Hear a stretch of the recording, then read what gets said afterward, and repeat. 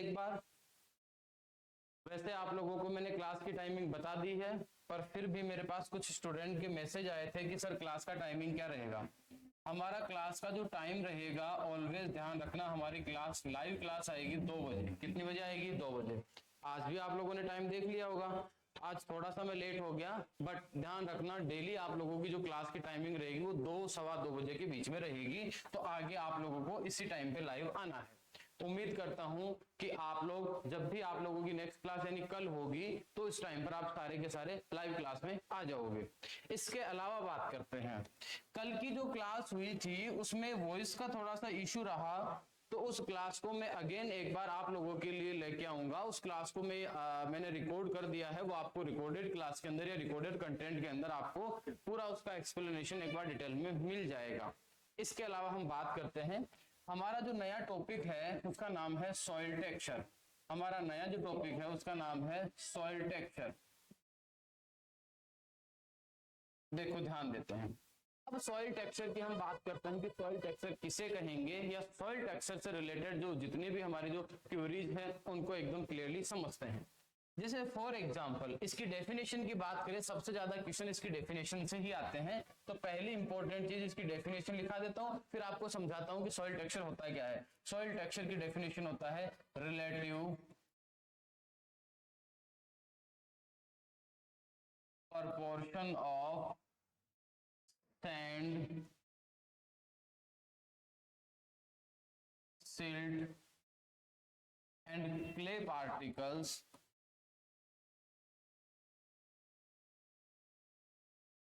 अब तक हम लोगों ने जो पहले की क्लासें रही है उनमें इन 3 चीजों की स्टडी की है कि जो सैंड होता है, सिल्ट होता है और जो क्ले पार्टिकल्स होते हैं, इनकी प्रॉपर्टीज सारी हमने स्टडी कर ली है। इस क्लास में हमारा टॉपिक है कि इन तीनों का अगर रिलेटिव प्रोपोर्शन की हम बात करें, इनका किसका कितना परसेंटेज है, उस वेटेज की हम बात करें तो उसको क्या बोलते हैं? उसको बोलते हैं सॉइल टेक्सचर। इसको समझने के लिए एक एग्जांपल लेते हैं। जैसे फॉर एग्जांपल ये एक सॉइल का सैंपल लिया हमने, या यूं कहें बल्क के अंदर हमने एक सॉइल ली है। ये एक हमने सॉइल सैंपल लिया है, इसके अंदर हम बात करते हैं, मान लेते हैं इसके अंदर सॉइल है। इस सॉइल सैंपल की अगर हम बात करें तो इसके अंदर मान लेते हैं जब हमने एनालिसिस किया तो हमने क्या किया, एनालिसिस का अलग अलग वेटेज होता है, मैंने आप लोगों को आइडिया दिया था। मैंने आपको याद हो तो कहा था कि जो सैंड पार्टिकल्स होते हैं उनको तो हम सिविंग के द्वारा छलनी से छान कर अलग करते हैं, या फिर आपको याद हो तो मैंने कहा था कि जिनका डायमीटर 0.5 mm से मोर देन होता है या इससे ज्यादा जिसका पार्टिकल साइज होगा, उन सबको हम सिविंग के द्वारा ही अलग करेंगे या फ्रैक्शनेट करेंगे, अलग अलग डिवाइड करेंगे। और आपको याद हो तो मैंने कहा था सिल्ट एंड क्ले जो पार्टिकल्स हैं इनकी एस्टिमेशन मेथड के अंदर आपको थोड़ा बहुत भी अगर याद होगा, फर्स्ट क्लास सेकंड क्लास का अगर आपको थोड़ा बहुत याद होगा तो वहां इन दोनों सेपरेट्स के बारे में, पार्टिकल्स के बारे में जब मैंने आपको पढ़ाया था तब मैंने आपको कहा था कि सिल्ट और क्ले जो होती है इनके लिए जो प्रिंसिपल काम करता है उसको बोलते हैं सेडिमेंटेशन। क्या बोलते हैं उसको? सेडिमेंटेशन। सेडिमेंटेशन। अच्छा, सेडिमेंटेशन क्या होता है ये भी आगे आपको डिटेल से एक्सप्लेन करूंगा, पर फिलहाल आपके पास 2 मेथड आ गई, एक आ गई सिविंग और एक आ गया सेडिमेंटेशन। का जो प्रिंसिपल है इसके ऊपर डिपेंड करता है, कौन से? सिल्ट और क्ले पार्टिकल्स। अब आप लोगों को ये तो आइडिया होगा कि सिल्ट का अगर हम क्लासिफिकेशन की बात करें तो 0.02 mm तो डायमीटर होता है ISSS के अकॉर्डिंग। ISSS के अकॉर्डिंग तो क्या रहता है डायमीटर? ये वाला डायमीटर रहता है। और USDA के अकॉर्डिंग क्या रहता है? 0.05 mm जो है इससे स्टार्ट होता है सिल्ट पार्टिकल का डायमीटर। अगर याद हो तो 0.002 mm इन दोनों के बीच में जो होगा, या फिर 0.00 इसका जस्ट हाफ करते हैं तो वापस से क्या आ जाता है? 2 mm आ जाता है। इन दोनों के बीच में हमने ये साइज आप लोगों को लिखवा रखी है, लेकिन स्टार्ट कहां से होता है? यहां से होता है। मैंने आपको क्या समझाया कि जिसका इससे ज्यादा अगर साइज होगी यानी अल्टीमेटली वो होगा क्या? वो सैंडी होगा। ये सारी बात मैंने आपको पहले ही एक्सप्लेन की हुई है। यानी कि सिल्ट से जो बड़ा वाला पार्टिकल होता है उसको हम सिविंग से फ्रैक्शनेट करते हैं या अलग अलग करते हैं, उसका कितना परसेंट है उसको डिटरमाइन करते हैं। तो हमने क्या किया, सैंड पार्टिकल को तो पहले हमने अलग कर लिया सिविंग करके, और सिविंग के बाद में जो बच जाता है उनको हम अलग अलग कर लेते हैं, या फिर सीविंग के बाद में जो बच गया उसको हमने सेडिमेंटेशन मेथड से डिटरमाइन कर लिया।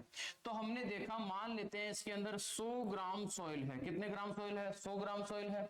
हमने एग्जांपल के तौर पर ऐसे समझ लेते हैं, इसके अंदर 70 ग्राम जो पार्टिकल है वो तो सैंड के हैं। किसके पार्टिकल है? सैंड के हैं।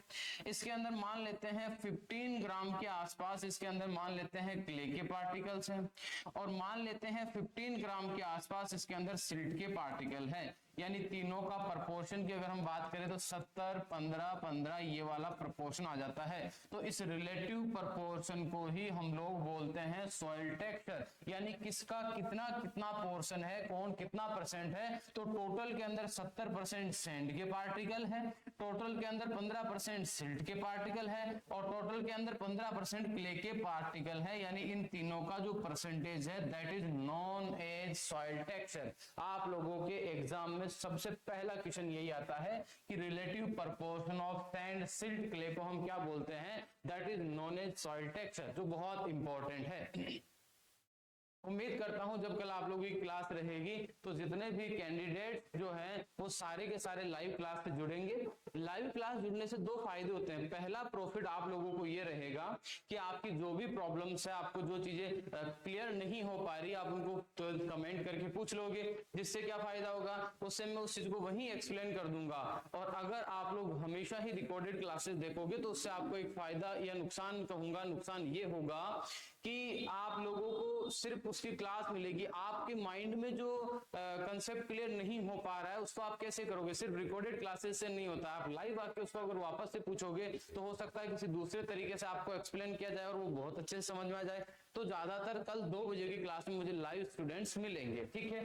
तो ये हो गया सॉइल टेक्सचर की डेफिनेशन। अब बात करते हैं इससे रिलेटेड कुछ इंपॉर्टेंट क्वेश्चंस की जो एग्जाम में डायरेक्टली पूछे जाते हैं, उनके बारे में थोड़ा थोड़ा करके डिस्कशन करते हैं। पहली इंपॉर्टेंट चीज, ये तीनों का रिलेटिव प्रोपोर्शन होता है, उसको हम बोल देते हैं सॉइल टेक्सचर। सॉइल टेक्सचर को ब्रॉडली 3 ग्रुप्स के अंदर डिवाइड किया हुआ है। मैं फिर आपको रिपीट कर देता हूं, ब्रॉडली इन द सेंस एक फंडामेंटल क्लासिफिकेशन दिया हुआ है, उसकी मैं बात कर रहा हूं। वैसे आगे चल के सॉइल टेक्सचर को 12 क्लासेज में यूएसडीए ने क्लासिफाई किया, वो आपको अलग से पढ़ाऊंगा। फिलहाल मैं आपको जो ब्रॉड क्लासिफिकेशन है जिसमें से जीआरएफ एसआरएफ दोनों के अंदर क्वेश्चन आता है, सिर्फ वो आप लोगों को एक बार एक्सप्लेन कर रहा हूं। लेकिन इससे पहले कुछ चीजें हैं जो हमें क्लियर करने की बिल्कुल सख्त जरूरत है। देखो ध्यान देते हैं वो क्या चीजें हैं, समझना। मान लो इस सॉइल के सैंपल के अंदर जो 100 ग्राम सॉइल है उसमें 70 ग्राम के आसपास सैंड के पार्टिकल हैं।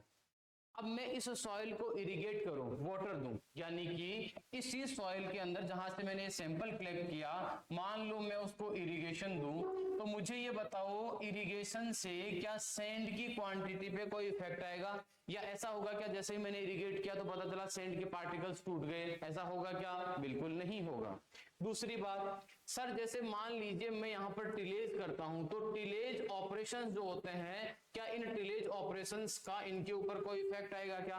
देखो एक चीज क्लियर कर लेना माइंड में कि जितनी भी जो कल्चरल प्रैक्टिसेस होती है, आप फील्ड के अंदर जितनी भी जो कल्चरल प्रैक्टिसेस होती है आप परफॉर्म करोगे फील्ड से, तो सैंड सिल्ट क्ले की क्वांटिटी पर या इनके ऊपर कोई इफेक्ट नहीं आता है। उस सैंपल में जितनी सैंड है उतनी रहेगी, उस सैंपल में जितनी क्ले है उतनी रहेगी। हाँ, उसकी टेक्सचर डिस्ट्रॉय हो सकती है, क्योंकि जैसे हम सॉइल को हाथ में लेकर अगर देखते हैं तो जनरली एक चीज आपको मैं क्लियर कर देता हूं, जब हम सॉइल को हाथ में लेकर देखते हैं ना तो हमें जो पार्टिकल्स दिखाई देते हैं एक्चुअल में वो सैंड सिल्ट क्ले के हैं। इसकी संभावना बहुत कम होती है। कारण उसका यह है कि जो पार्टिकल्स होते हैं, जैसे मान लो क्ले के 3-4 पार्टिकल आपस में चिपकते हैं और चिपकने के बाद ऐसे एक स्ट्रक्चर का फॉर्मेशन करते हैं, और ये मुझे दिखाई दे रही है। मुझे दिखने में भले ही ये एक ही पार्टिकल दिख रहा है, लेकिन हो सकता है उस पार्टिकल में 3-4 क्ले के पार्टिकल चिपक के एक बड़ा पार्टिकल बना रहे हैं, एग्रीगेट बना रहे हैं, जो मुझे एक पार्टिकल दिखाई दे रहा है। इसका मतलब क्या है, यहाँ सैंड सिल्ट क्ले के साथ कोई चिपका हुआ नहीं है, ये इंडिविजुअल पार्टिकल्स है। जब मैंने सॉइल सेपरेट की डेफिनेशन लिखवाई थी तो पहला पॉइंट ही ये था मेरा कि इंडिविजुअल सॉइल पार्टिकल को ही सॉइल सेपरेट हम लोग कहेंगे। ये चीज आपको क्लियर होनी चाहिए, पहले से ही कर दी थी मैंने क्लियर। तो ये 3-4 पार्टिकल आपस में चिपके हुए हैं। अब जब मैं कल्चरल प्रैक्टिसेस करता हूं, जैसे मैंने मान लीजिए टिलेज किया है, या मान लीजिए मैंने टिलेज नहीं किया है, मैंने मान लीजिए इरिगेशन दे दिया है, मैंने मान लीजिए पडलिंग की है, तो उस टाइम पे क्या होता है, ये 3-4 पार्टिकल आपस में चिपके हुए हो सकता है ये टूट जाए, ये मान लो ऐसे 2-2 पार्टिकल्स में टूट जाए। तो इसका मतलब ये नहीं है कि सर पहले बड़ा पार्टिकल था आप छोटे हो गए। बेटा आप लोगों को तो ये देखना है कि क्ले का पार्टिकल जितने थे 4 थे, अभी भी 4 ही है। टूटे हैं तो 4 पार्टिकल जो जुड़े हुए थे, तो 4 पार्टिकल्स या यूं कहें सॉइल के पार्टिकल्स एक डेफिनेट पैटर्न में अगर अरेंज हो रहे हैं, एक दूसरे के साथ चिपक रहे हैं, या उनका अगर अरेंजमेंट हो रहा है, तो उस अरेंजमेंट को तो सॉइल स्ट्रक्चर बोलते हैं। क्या बोलते हैं उसको? तो सॉइल स्ट्रक्चर बोलते हैं। यानी cultural practices, irrigation, tillage, puddling या इस तरह की जो प्रैक्टिसेस होती है, उनसे सॉइल स्ट्रक्चर तो टूट जाती है। पहले स्ट्रक्चर ये थी, अब ये वाली स्ट्रक्चर है। लेकिन जितने पार्टिकल सैंड के थे अभी भी उतने हैं, जितने क्ले के थे उतने हैं, सिल्ट के जितने थे, यानी जितने पार्टिकल्स थे प्रेजेंट टाइम में भी उतने ही पार्टिकल्स प्रेजेंट है। इसका मतलब ये हुआ कि आप कुछ भी कीजिए फील्ड में, उसमें क्ले, सैंड, सिल्ट के पार्टिकल्स की संख्या में, क्वांटिटी में कोई चेंज नहीं आएगा। अगर उनकी क्वांटिटी चेंज नहीं होगी, इसका मतलब उनका रिलेटिव प्रोपोर्शन भी उतना ही रहेगा। इसका मतलब सॉइल का टेक्सचर चेंज नहीं होगा। आगे चल के मैं आपको जितनी भी सॉइल प्रॉपर्टीज पढ़ाऊंगा, एक चीज माइंड में सेट कर लीजिएगा आप लोग, और वो ये है, ध्यान रखना,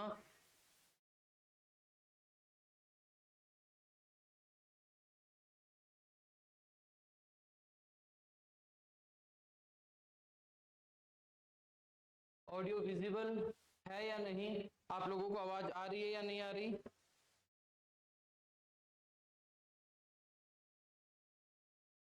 शायद मुझे लगता है ऑडियो की कोई इशू है।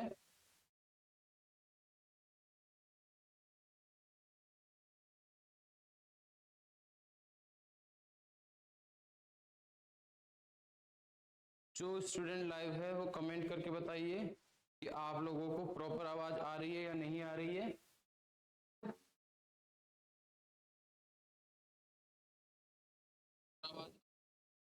ठीक है, ऑडियो प्रॉपर है, कोई दिक्कत नहीं है। ठीक है, चलो देखो इसके बाद, हाँ तो मैंने कहा इन तीनों का प्रोपोर्शन भी चेंज नहीं होगा।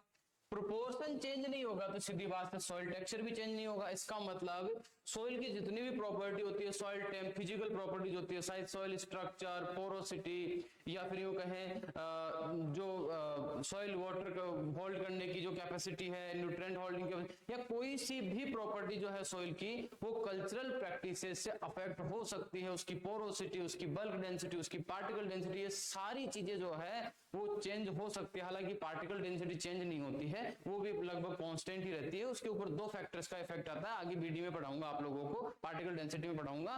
पर लगभग फिजिकल प्रॉपर्टी चेंज हो जाती है। एक फिजिकल प्रॉपर्टी जो चेंज नहीं होती है, दैट इज सॉइल टेक्सचर, और ये चेंज नहीं होती है, इसीलिए इसको बोलते हैं परमानेंट प्रॉपर्टी। क्या बोलते हैं? परमानेंट प्रॉपर्टी, या यूं कहें it can not be altered, it cannot be altered or changed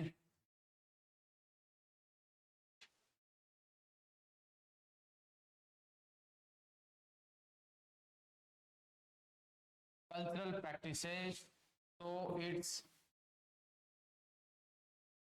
called basic, या फिर कह सकते हैं परमानेंट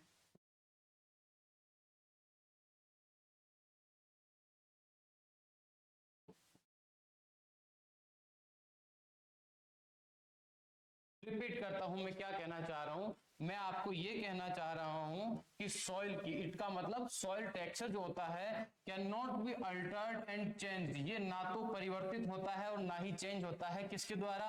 कल्चरल प्रैक्टिसेस के द्वारा। इसीलिए इसको हम बोलते हैं बेसिक प्रॉपर्टी। इसीलिए हम इसको क्या बोलते हैं? Basic property. ये भी क्वेश्चन आया हुआ है जीआरएफ एसआरएफ के अंदर कि बेसिक प्रॉपर्टी ऑफ सॉइल, तो सॉइल की बेसिक प्रॉपर्टी क्या होती है? सॉइल की बेसिक प्रॉपर्टी है उसका टेक्सचर। इसके अलावा ये भी आया, which one of the following is a permanent physical property of soil. तो परमानेंट फिजिकल प्रॉपर्टी कौन सी होती है? परमानेंट फिजिकल प्रॉपर्टी भी सॉइल टेक्सचर है, ये कभी चेंज नहीं होती है, ये फिक्स्ड है। हालांकि इसके अंदर चेंज किया जा सकता है, इसमें चेंज होने के लिए कुछ फैक्टर्स रेस्पॉन्सिबल है, लेकिन वो कल्चरल प्रैक्टिसेस नहीं है। इसमें जो अल्टरेशन का या जो चेंजेस के कारण होते हैं वो भी मैं आपको समझा देता हूं कि सर मान लो फिजिकल प्रॉपर्टी में कब चेंज होगा। फर्स्ट इसका जो रीजन होता है, reason for changes in soil texture, तो सॉइल टेक्सचर में चेंजेस होने का जो रीजन है उसका पहला रीजन हो सकता है इरोजन। क्या हो सकता है? इरोजन। समझना इरोजन कैसे इसको चेंज कर सकता है।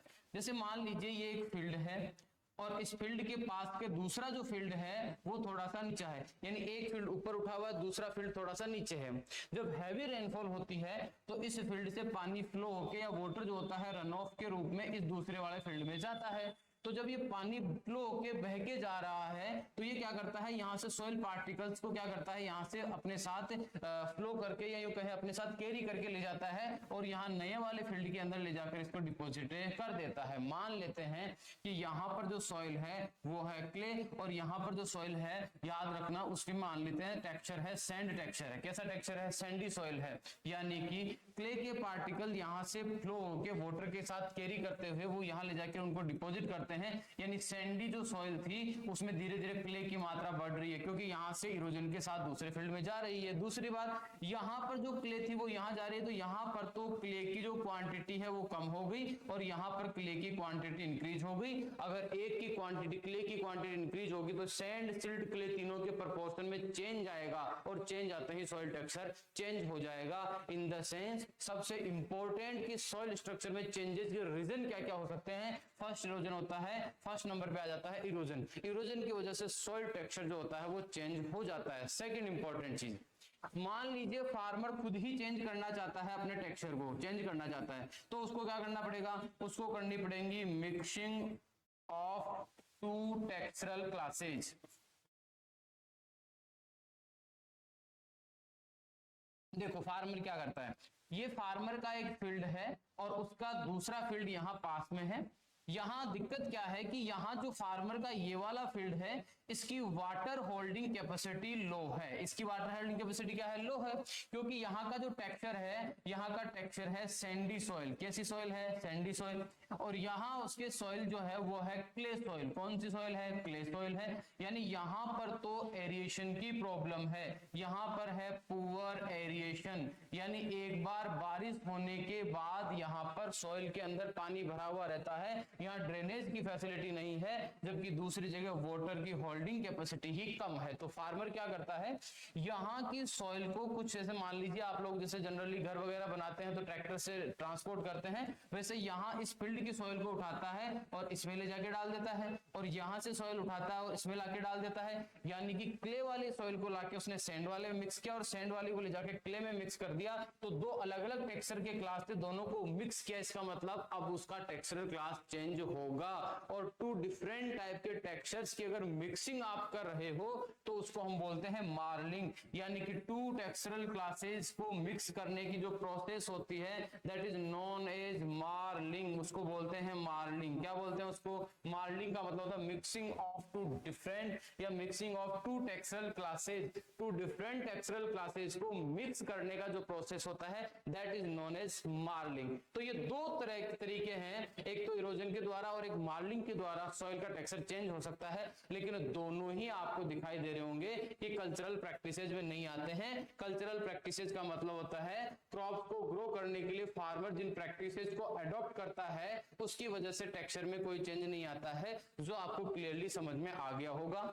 यहां से पहला इंपॉर्टेंट क्वेश्चन बनता है इसकी डेफिनेशन। दूसरा इंपॉर्टेंट क्वेश्चन बन जाता है कि कौन सी प्रॉपर्टी चेंज या अल्टर्ड नहीं होती है। तीसरा क्वेश्चन बनता है कि सॉइल की बेसिक प्रॉपर्टी किसको बोलते हैं। चौथा क्वेश्चन बनता है कि सॉइल की परमानेंट प्रॉपर्टी किसको बोलते हैं। और नेक्स्ट बन जाता है कि सॉइल टेक्सचर को कब चेंज किया जा सकता है। तो टू डिफरेंट टेक्सचरल क्लासेस को चेंज करके, जिसको हम लोग बोल देते हैं मार्लिंग, और एक आ जाता है इरोजन। इरोजन से भी हम सॉइल का यूं कहें जहां पर इरोजन हो रहा है वहां की सॉइल का टेक्सचर भी चेंज हो जाता है। यहाँ पर फिजिकली क्या होता है, पार्टिकल एक जगह से फ्लो होकर दूसरी जगह जाकर डिपॉजिट होता है, उसकी वजह से सॉइल टेक्सचर क्लास चेंज हो जाता है। याद रखना, यह है सॉइल टेक्सचर के बारे में बेसिक इंफॉर्मेशन जो आप लोगों को पता होनी चाहिए।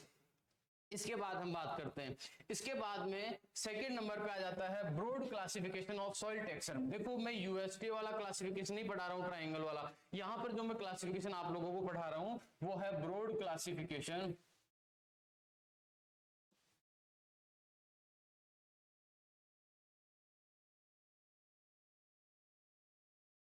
या यूं कह सकते हैं classification of soil texture.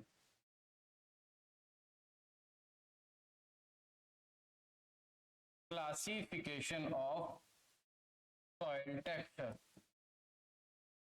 Soil texture के क्लासिफिकेशन की बात अगर हम करते हैं तो सॉइल टेक्सचर क्लासिफिकेशन जो है इसको ब्रॉडली 3 क्लासेज में डिवाइड किया गया है। सॉइल टेक्सचर ब्रॉडली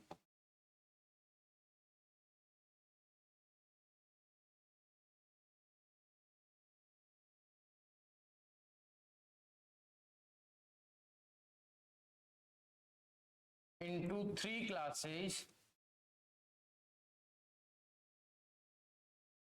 इसमें फर्स्ट नंबर पे आ जाता है सैंडी सॉइल या सैंडी टेक्सचरल क्लास।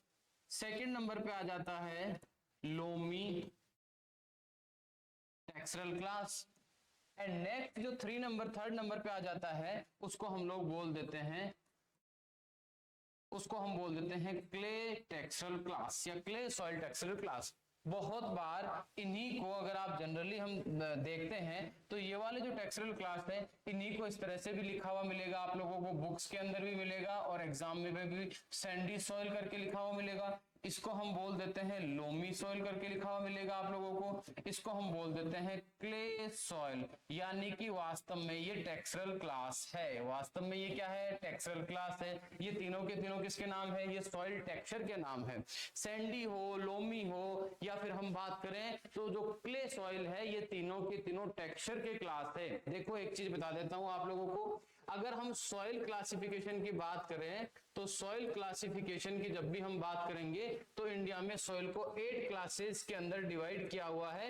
उसमें आप लोगों को ऐसे लोमी, सैंडी ये नाम आपको देखने के लिए नहीं मिलेंगे। अगर कहीं पर भी क्ले, लॉम, सैंड, सिल्ट इस तरह के नाम दिख रहे हैं, इसका एक ही मीन होता है कि वो टेक्सचर का नाम है, ना कि सॉइल का नाम है। अब जैसे ये अलग बात है कि एलुवियल सॉइल है, टाइप है सॉइल का, और एलुवियल सॉइल का टेक्सचरल क्लास होता है लोम, तो उसको लोमी सॉइल बोल देते हैं। वो बहुत इजी है, वो समझने के लिए आप लोगों के लिए माइंड में सेटअप होना चाहिए कि लोमी ही एलुवियल के लिए यूज कर लिया जाता है, लेकिन लोमी जो वर्ड यूज कर रहे हैं वो टेक्सचरल क्लास के लिए यूज हो रहा है, ये आप लोगों को क्लियर रखना है। तो जैसे एक तो हो गया एलुवियल सॉइल, एक हो गया जैसे ब्लैक सॉइल। तो ये black soil, red soil, laterite soil, saline alkaline soil, ये जो नाम होते हैं इस तरह के, ये तो सॉइल के नाम है। और ये इस तरह से सैंडी, लोमी, सिल्टी, क्ले, इस तरह के नाम जो होते हैं ये सारे सॉइल टेक्सचर के नाम होते हैं। तो काफी बार इनको सॉइल लगा के भी एग्जाम में दे दिया जाता है, तो आप लोगों को कंफ्यूज नहीं होना है। किसी भी सॉइल को सैंडी सॉइल या यूं कहें उसका जो क्लासिफिकेशन में जब जाते हैं तो उसका सैंडी टेक्सचरल क्लास कब होगा, उसके लिए 2 चीजें इंपॉर्टेंट है। उसके अंदर प्रेजेंट सैंड का कंटेंट कितना है, उसके अंदर प्रेजेंट क्ले का कंटेंट कितना है, उन दोनों चीजों को हमें ध्यान में रखना होगा।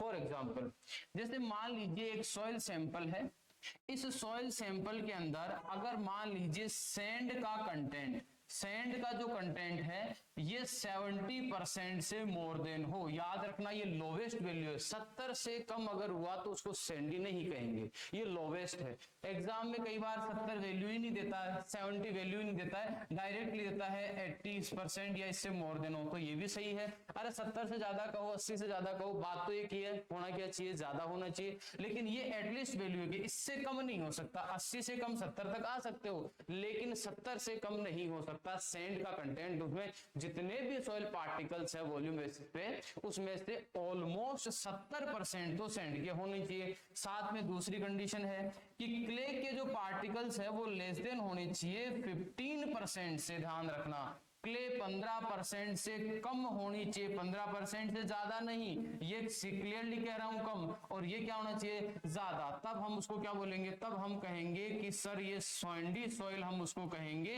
या सैंडी टेक्सचरल क्लास हम उसको नाम में देंगे। यानी दो चीजें हैं, सैंड कितनी है, क्ले कितनी है। अगर क्ले भी मान लीजिए 15% से ज्यादा आप इंडिकेट कर दोगे तो उस केस में हम उसको सैंडी नहीं कहेंगे। इसका मतलब क्या होनी चाहिए, लेस देन ही होनी चाहिए, ज्यादा नहीं होनी चाहिए। यानी कि यहाँ डायरेक्टली डेफिनेशन की बात करें, इधर मैंने समझा दिया, मैंने आपको पहले डायग्राम बना के बहुत अच्छे से एक्सप्लेन किया था कि होता क्या है, सैंड सिल्ट क्ले तीनों का प्रोपोर्शन। यहाँ मैंने आप लोगों को क्लियरली लिख के दिखाया भी था। यानी इस टेक्सचरल क्लास को हम बोल देंगे कि सर ये वाली सॉइल है सैंडी सॉइल। कौन सी सॉइल है, सैंडी, क्योंकि 70% क्या है, सैंड है, और 15% क्या है, क्ले है। 15% या इससे कम होनी चाहिए तभी हम उसको सैंड कहेंगे। इसका मतलब इस वाले टेक्सचरल क्लास के लिए हमें तीन बातें रखनी है, वो क्या है, व्हेन या soil having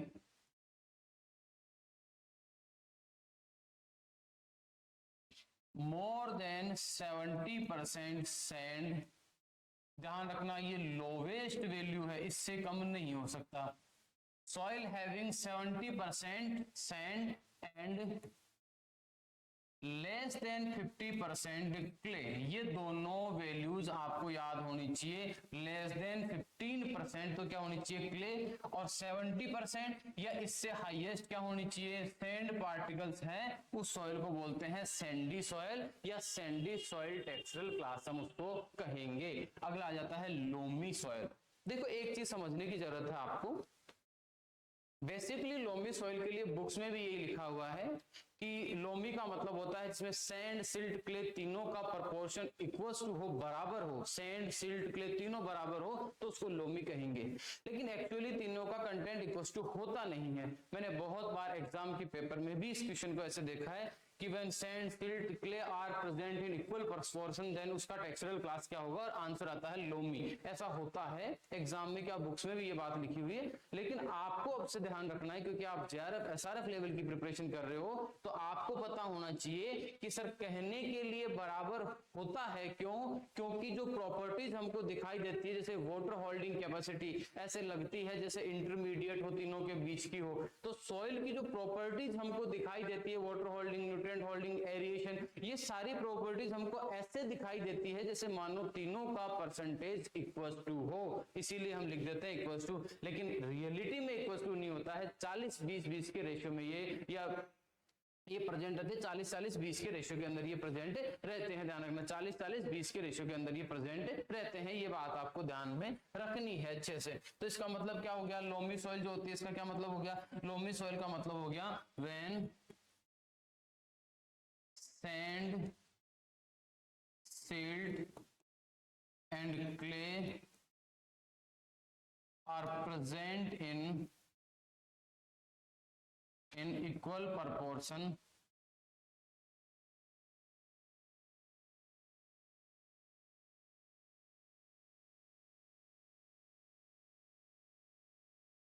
called loamy soil। पहली इंपॉर्टेंट चीज। दूसरी इंपॉर्टेंट चीज की तरफ ध्यान देते हैं, सेकंड इंपॉर्टेंट चीज, बट एक्चुअली ये कभी भी सिमिलर नहीं होता है, ध्यान रखना। इनका जो एक्चुअल में रेशियो होता है वो रहता है sand silt and clay are present in 40:40:20, इस रेशियो के अंदर ये प्रेजेंट रहती है, आपको ध्यान रखना है। इसमें आपको कोई डाउट नहीं रहना चाहिए कि इन तीनों का एक्चुअल में परसेंटेज ही रहता है। तो सर फिर इनको ऐसे क्यों लिखते हैं, ऐसे लिखने के पीछे कारण है बिकॉज जो सॉइल प्रॉपर्टीज रिफ्लेक्ट लाइक, या यूं कहें सॉइल प्रॉपर्टीज जो होती है वो इस तरह से प्रेजेंट होती है कि मानो जैसे तीनों का कंटेंट इक्वल्स टू प्रेजेंट है। तो आप लोगों को ध्यान रखना है, when sand silt clay are present in equal proportion that is known as loamy soil, but actually इनका जो proportion होता है वो ये वाला रहता है, 40-40-20 वाला रहता है। तो सर फिर equal proportion क्यों लिखा है, क्योंकि soil properties जो होती है वो हमें इस तरह से दिखाई देती है मानो इनका proportion क्या है, equals to है, लेकिन होता नहीं है। प्रॉपर्टीज के यहाँ पर ही हमने कहा है। तो soil properties इस चीज का आप लोगों को ध्यान रखना है। इसके बाद हम बात करते हैं नेक्स्ट पॉइंट की, ये दोनों हो गए, लोम का हो गया। ये ध्यान रखना मोस्ट, अगर सॉइल टेक्सचर का ब्रॉडली जो क्लासिफिकेशन है उसमें अगर हम बात करते हैं तो तीनों जो सैंड, सिल्ट, क्ले, हमने तीनों टाइप का ये कहे लोमी, सैंडी और क्ले टाइप का जो टेक्सचरल क्लास पढ़ रहे हैं, एग्रीकल्चर के लिए, क्रॉप प्रोडक्शन के लिए सबसे इंपॉर्टेंट है। तो याद रखना मोस्ट इंपॉर्टेंट या मोस्ट, या बोल देंगे फेवरेबल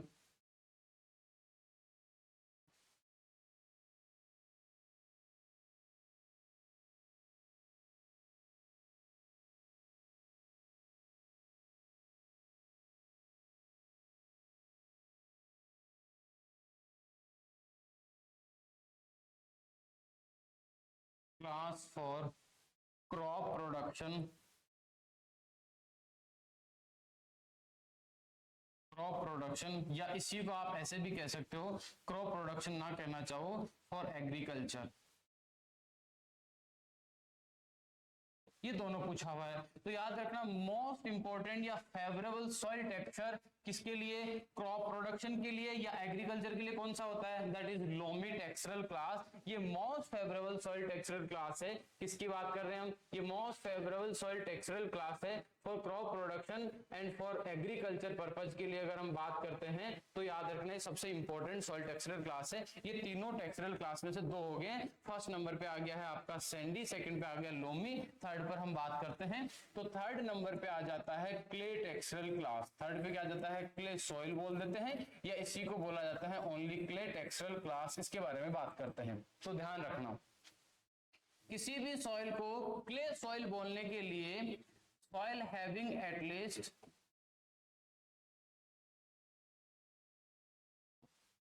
at least 35% या इससे मोर देन, एट लीस्ट 35% या इससे मोर देन क्ले कंटेंट। ध्यान रखना, रिपीट कर रहा हूं, soil having at least 35% clay content, यानी इतनी क्ले का होना नेसेसरी है, असेंशियल है। अगर किसी सॉइल के अंदर क्ले का कंटेंट 35% से लेस देन है, उस कंडीशन में हम उस सॉइल को क्ले नहीं कहेंगे। क्ले कहने के लिए कितना होना चाहिए, 35% एटलीस्ट होना ही चाहिए। और जनरली अगर हम बात करें तो जनरली अगर हम बात करें तो जो जनरली क्ले कंटेंट जो होता है वो होता है 40%। यानी जनरली अगर हम बात करें तो क्ले सॉइल के अंदर क्ले का कंटेंट होता है 40%। लेकिन मान लीजिए अगर हम लोवेस्ट वैल्यू की बात करें तो 35% तो होनी चाहिए। अगर इससे कम हुई तो हम उसको क्ले सॉइल नहीं कहेंगे। किसी भी टेक्सचरल क्लास को क्ले टेक्सचरल क्लास कहने के लिए उसमें लोवेस्ट वैल्यू अगर हम बात करें क्ले की तो दैट इज 35%। एंड नॉर्मली आजकल ऑप्शन के अंदर मैं बता देता हूं, पहले 35 ही आता था, आजकल ऑप्शन में 35 नहीं मिलता है। आजकल जो एग्जाम में क्वेश्चन आते हैं उसमें 35 की जगह 40% ऑप्शन में मिलता है और बच्चे 35 ढूंढते हुए रह जाते हैं। तो कोई दिक्कत नहीं, टेंशन में नहीं आना है। जनरली क्ले कंटेंट होता है वो 40% के आसपास रहता है, लेकिन 35% से लेस देन नहीं होना चाहिए।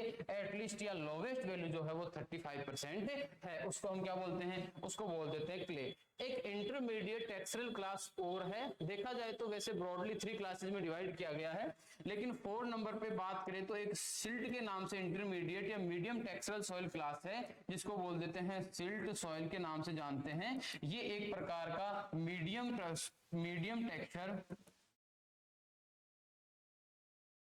टेक्सचरल क्लास है। इसका क्या मीन होता है वो भी समझा देता हूं। यहां पर भी 2 चीजें इंपॉर्टेंट है। फर्स्ट इंपॉर्टेंट चीज है सिल्ट कंटेंट। फर्स्ट इंपॉर्टेंट चीज is silt content and second important चीज is clay content. Second important क्या है, क्ले कंटेंट। यानी किसी भी सॉइल को अगर आपको सिल्ट सॉइल या सिल्ट टेक्सचरल क्लास कहना है तो उसके अंदर मोर देन 80% उसके अंदर सिल्ट प्रेजेंट रहनी चाहिए। मोर देन 80% सिल्ट कंटेंट उसका होना चाहिए। और याद रखना लेस देन 12% उसके अंदर क्ले रहती है। पहले एग्जाम में क्वेश्चन आता था, सैंड के लिए सैंड पूछ लेता था, सिल्ट के लिए सिल्ट पूछ लेता था, क्ले के लिए क्ले पूछ लेता था।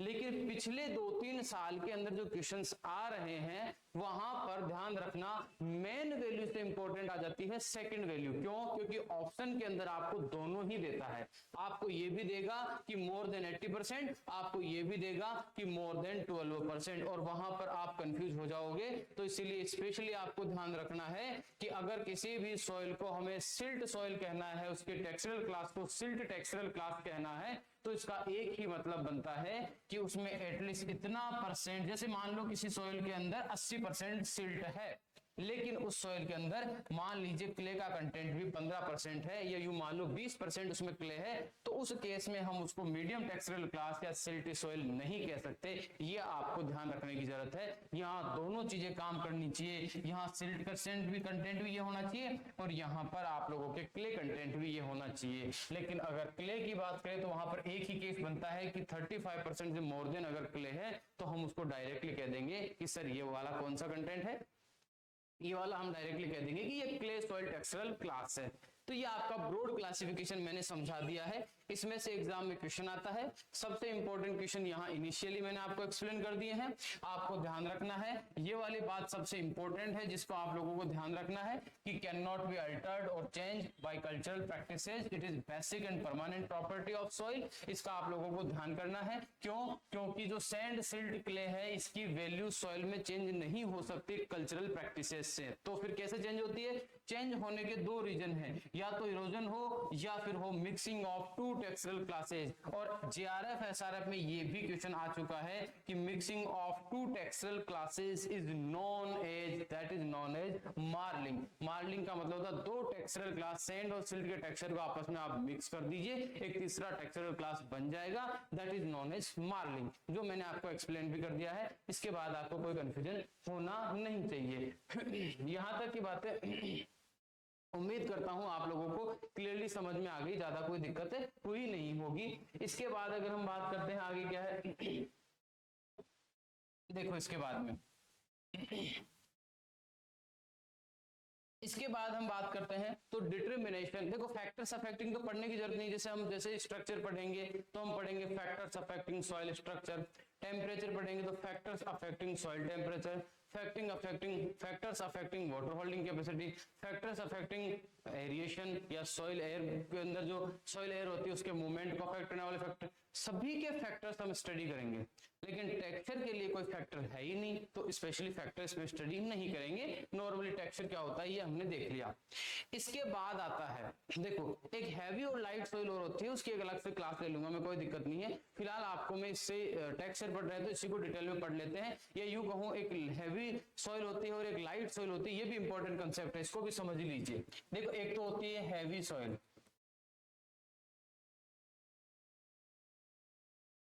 Heavy and light soil.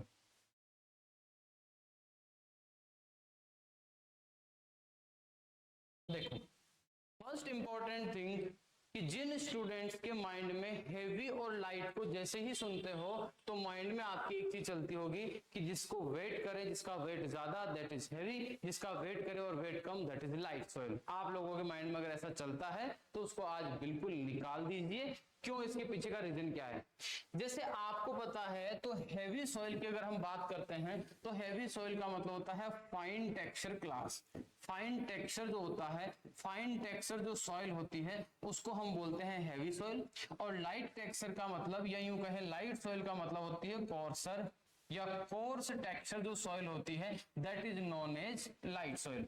Sir ये फाइन टेक्सचर कहां से लाए, कोर्स टेक्सचर कहां से लाए? अरे कंफ्यूज नहीं होना है। कोर्स का मतलब किस पार्टिकल्स के लिए यूज कर रहे थे? कोर्स तो सैंड, कोर्स यानी होता है बड़ा, बड़ा यानी कि जिसकी साइज बड़ी होगी। तो जिन पार्टिकल्स की साइज बड़ी होती है वो तो आपको पता है सैंड होता है। और फाइन जिसकी साइज होती है वो कौन सा होता है? जो बहुत छोटा होता है। इसका मतलब हम किसकी बात कर रहे हैं? हम बात कर रहे हैं सर क्ले की। किसकी बात कर रहे हैं? क्ले की। यानी जिसमें क्ले ज्यादा होगी दैट इज हैवी और जिसमें सैंड ज्यादा होगी दैट इज लाइट। तो सर फिर यहाँ हैवी और लाइट का मतलब क्या है?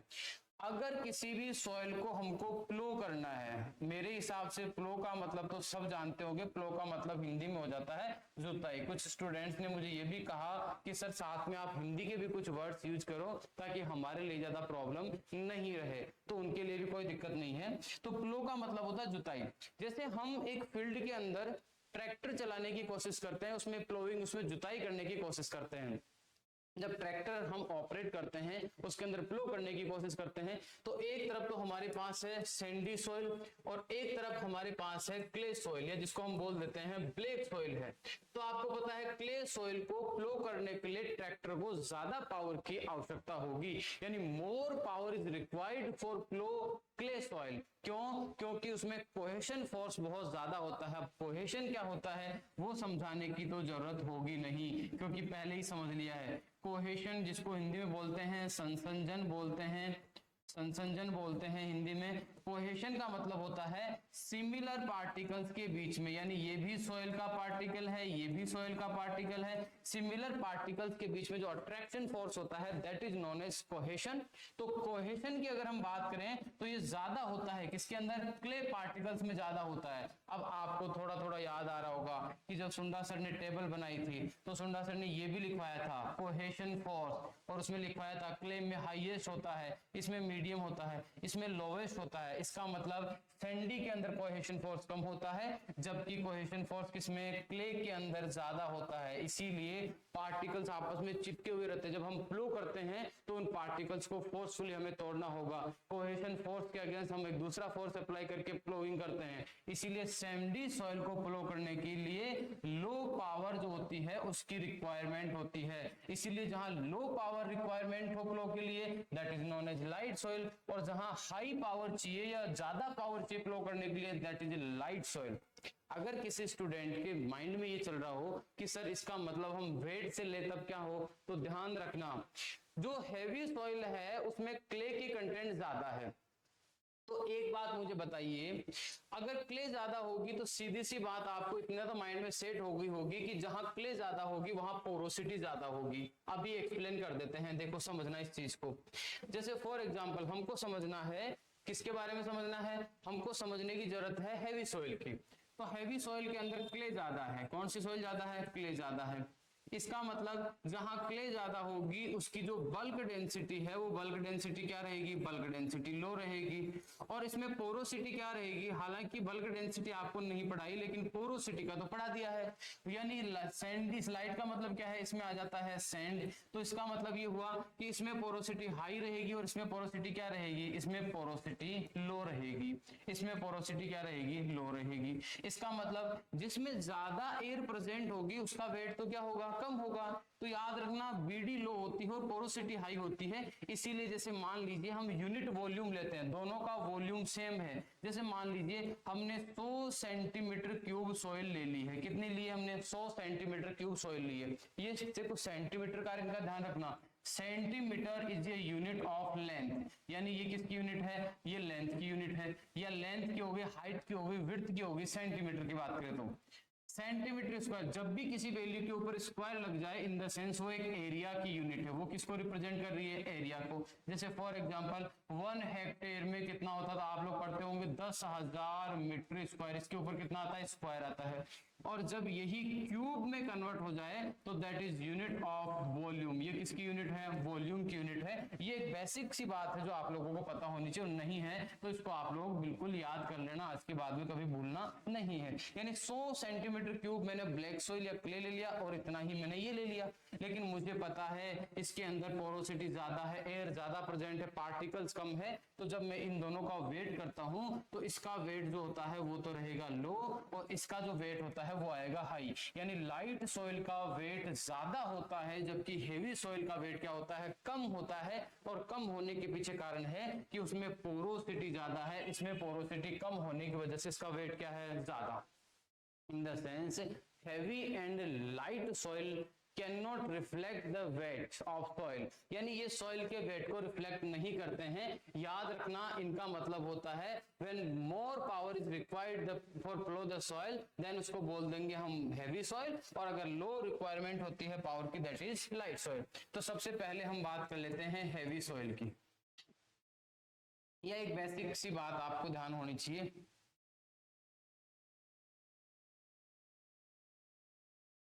हैवी सॉइल, हैवी सॉइल का मतलब होता है relatively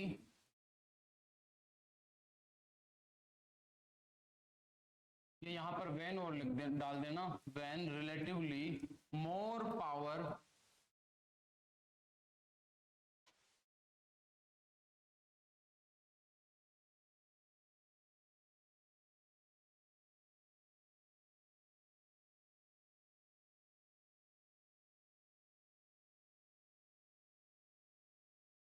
that is called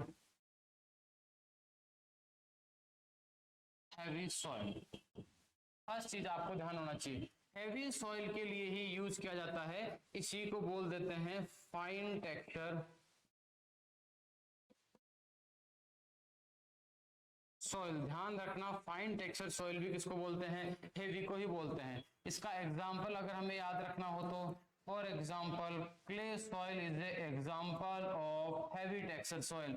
for example black soil, for example black soil, यानी आपको ब्लैक सॉइल और क्ले सॉइल दोनों के दोनों किसके एग्जांपल है, हैवी सॉइल के एग्जांपल है। इसके बाद हम बात करते हैं कि सर लाइट सॉइल का क्या आएगा, तो लाइट सॉइल को जस्ट रिवर्स कर दीजिए। इसके बाद light soil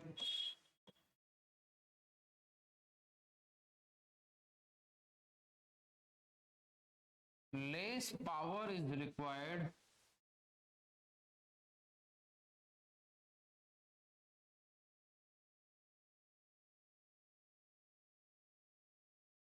for plow the soil,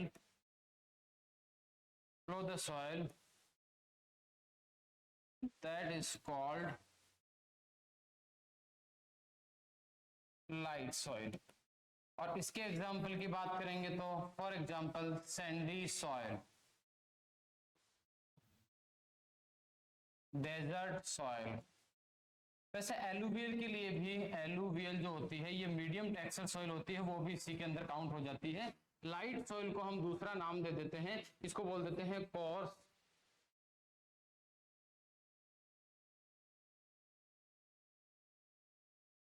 texture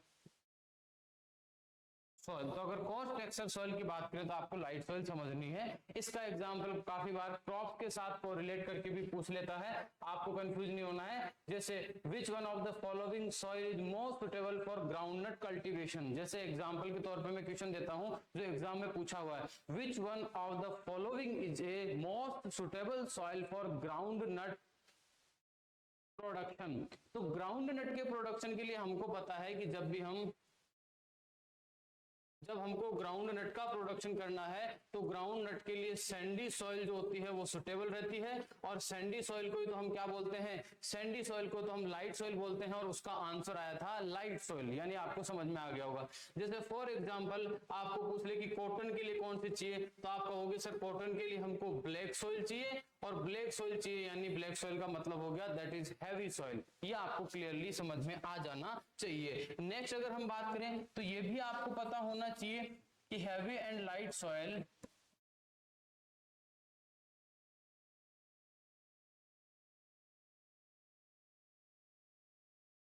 don't reflect the weight of soil। ये दोनों ध्यान रखना, don't reflect the weight of soil, यानी यहां वेट की बात कर रहा हूं, मास की बात कर रहा हूं। तो फिर क्या होता है, heavy soils having lower weight as compared to sandy soil because heavy soils having low BD bulk density and high porosity as compare to sandy soil. बहुत इजी है, heavy soils having low weight as compare to sandy soil, ये first बात होगी। इसका reason क्या है? Because heavy soils having low bulk density, इनमें क्या होती है? बल्क डेंसिटी लो होती है, एंड हाई पोरोसिटी, ये दोनों की वजह से इनका जो वेट होता है वो लो होगा एज कंपेयर टू, याद रखना, हेवी सॉइल जो होती है। यहां आप चाहो तो लिख सकते हो as compare to light soil, इसकी जगह लिख सकते हो लाइट सॉइल। ये आप लोगों को ध्यान में रखना है। इससे रिलेटेड क्वेश्चन किस तरह से पूछे जाते हैं वो भी मैंने आपको एक्सप्लेन कर दिया है। इसके बाद हम बात करते हैं नेक्स्ट, हमारा अगला जो क्वेश्चन बन जाता है, या नेक्स्ट अगर हम आगे बात करते हैं तो नेक्स्ट इंपॉर्टेंट चीज आती है मेजरमेंट ऑफ सॉइल टेक्सचर, कि सॉइल टेक्सचर को कैसे मेजर करते हैं। मेजरमेंट ऑफ, या फिर डिटर्मिनेशन ऑफ, मेजरमेंट या फिर कह सकते हो determination of soil texture. Soil texture को डिटरमाइन करने की अगर हम बात करते हैं तो यहां पर जनरली दो मेथड्स रेस्पॉन्सिबल होती है। तो टू मेथड्स आर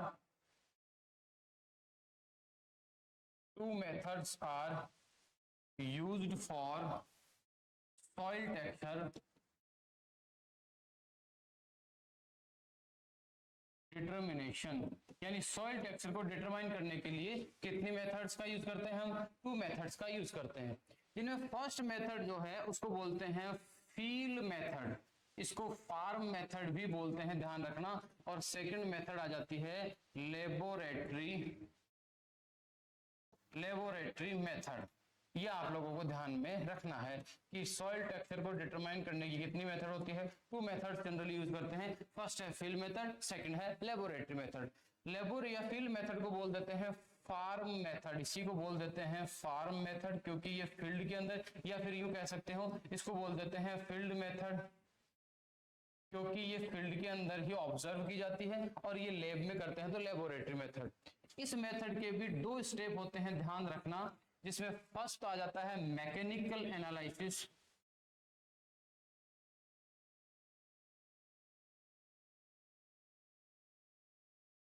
यानी इसके भी टू स्टेप्स होते हैं। अगर लेबोरेटरी मेथड की बात करें तो इसमें भी कितने होते हैं? टू स्टेप मेथड होती है, टू स्टेप मेथड, जिसका फर्स्ट स्टेप तो होता है मैकेनिकल एनालिसिस और सेकंड होता है determination of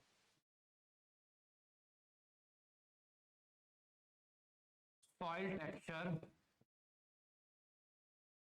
with the help of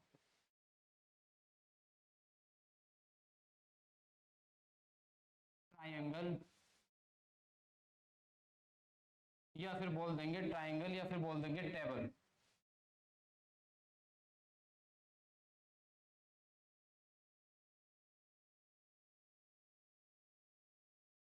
अब समझाता हूं मैं यहां पर क्या लिखा है कि हमको किसी सॉइल का टेक्सचर मेजर करना है तो उसके लिए कितने टाइप की मेथड्स हैं।